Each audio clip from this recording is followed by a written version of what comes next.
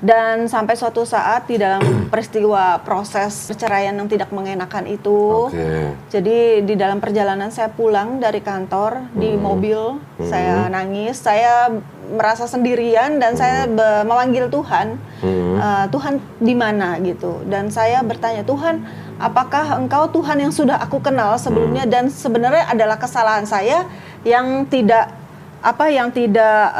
mendekat kepadanya gitu loh.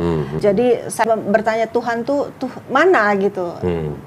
Dan pada saat itu sambil nyetir saya berdoa dalam bahasa roh gitu karena saya kan Kristen karismatik. Bahasa roh ya. Bahasa roh. Yang alirannya si raba-raba atau sandalawas? Mohon maaf ya. Ini coba remind aja gitu. Iya. Dan waktu saya berdoa dalam bahasa roh, ada satu kata yang keluar dari mulut saya yang saya tidak pernah pikirkan, maksudnya tidak pernah terlintas gitu, yaitu hayakalah. Itu saya bacanya seperti hayakalah gitu ya. Saya nggak bisa berhenti ngomong seperti itu. Sambil nangis? Sambil nangis. Sesudah nangis saya reda karena saya kebingungan sendiri, saya telepon teman saya tanya apakah tahu nggak artinya, dan dia bilang nggak tahu. Lalu saya tanya apakah ini salah satu kata yang ada di dalam azan, mungkin saya sering dengar dan mungkin termemori secara nggak langsung, jadi itu keluar, dia bilang bukan. Lalu saya cari di Google kok. Terus dapat artinya? Dapat artinya.